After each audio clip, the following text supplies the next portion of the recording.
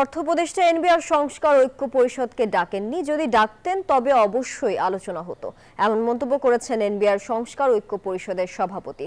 বৃহস্পতিবার এনবিআর ভবনের সামনে সশস্ত্র বাহিনীর বাধার মুখে এনবিআর ভবনের গেটে কথা বলেন তিনি। সকালে পূর্ব ঘোষণা অনুযায়ী এনবিআর ভবনে কলম বিরতি অবস্থান কর্মসূচি পালন করতে এলে সশস্ত্র বাহিনীর বাধার মুখে এনবিআর ভবনের গেটেই অবস্থান নেন আন্দোলনরত কর্মকর্তারা। এ সময় এনবিআর চেয়ারম্যানের পদত্যাগের স্লোগান দিতে থাকেন কর্মকর্তারা।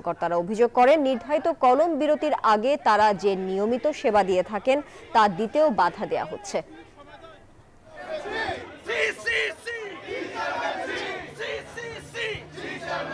দর্শক, এই বিষয়ে সবশেষ খবর জানাতে যুক্ত হচ্ছেন সহকর্মী মোহাইমিনুল খান।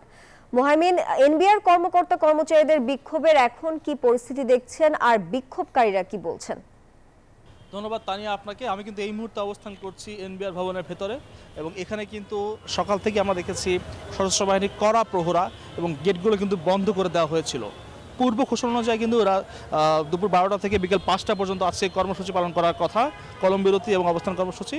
তবে সেটি বাধা দিতেই কিন্তু এখানে কিন্তু আইন শৃঙ্খলা বাহিনী এবং বিজিবি, সেনাবাহিনী, কোস্টগার্ড সহ আমরা সব বাহিনীর কঠোর পাহারা দেখেছি এবং তারা কিন্তু গেট বন্ধ করে দিয়েছিল বলে যারা এনবিআর সংস্কার ঐক্য পরিষদের নেতারা রয়েছেন তাদেরকে কিন্তু ঢুকতে দেওয়া হয়নি। এরপরে আমরা দেখেছি কিন্তু যে অংশটি ভেতরে ছিল এনবিআর কর্মকর্তারা তারা কিন্তু ভেতরেই অবস্থান নেয় এবং এখানেই অবস্থান কর্মসূচি পালন করে কলম বিরতি দিয়ে, এবং যারা বাইরে আটকা পড়ে তারা কিন্তু বাইরেই অবস্থান নিয়েছেন এবং সেখানেই তারা কিন্তু অবস্থান কর্মসূচি পালন করছেন। তারা জানিয়েছেন যতক্ষণ পর্যন্ত এনবিআরের চেয়ারম্যান পদত্যাগ করে বাইরে বেরিয়ে না আসেন তারা কিন্তু এখানে অবস্থান কর্মসূচি চালিয়ে যাবেন। যেহেতু বিকেল 5টা পর্যন্ত কর্মসূচি পালন করার কথা ছিল তারা কিন্তু সেটিকে বাড়িয়ে বলেছেন যতক্ষণ পর্যন্ত এনবিআর চেয়ারম্যান পদত্যাগ করে এই গেট দিয়ে না বের হন তারা কিন্তু এই গেট ছেড়ে উঠে যাবেন না। এদিকে কিন্তু গেটের ঠিক সামনেই সেনাবাহিনী, কোস্টগার্ডের কঠোর প্রহরা রয়েছে।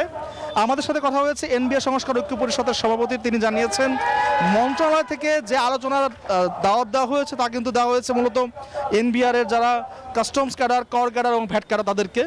এখন পর্যন্ত কিন্তু এনবিআর সংস্কার ঐক্য পরিষদের নাম উল্লেখ করে কোনো আলোচনার দাওয়াত দেওয়া হয়নি বলে তারা কিন্তু সেরকম কোনো প্রস্তাবে সাড়া দেননি। তারা জানিয়েছেন যদি এনবিআর সংস্কার ঐক্য পরিষদকে মেনশন করে কোনো আলোচনার প্রস্তাব দেওয়া হয় তারা কিন্তু সেই আলোচনায় সাড়া দেবেন এবং আলোচনায় বসবেন। তবে সেখানেও কিন্তু প্রথম শর্ত থাকবে এনবিআরের যে চেয়ারম্যান আছে তার পদত্যাগ। আপনি দেখতে পাচ্ছেন এই মুহূর্তে কিন্তু এনবিআরের গেটের সামনেই বসে পড়েছেন এনবিআরের বিভিন্ন বিভাগের কর্মকর্তা কর্মচারীরা এবং সকালে বাধার মুখে কিন্তু এখানে তারা বেশ উত্তেজিত হয়ে পড়ে। তারা বলেছেন এই মুহূর্তে তারা বান্ডেল থাকলে প্রতি সেনমানিতে টাকা বাঁচবে। বিকাশ সেনমানি বান্ডেল কিনে জিতুন প্রতি লেনদেনে।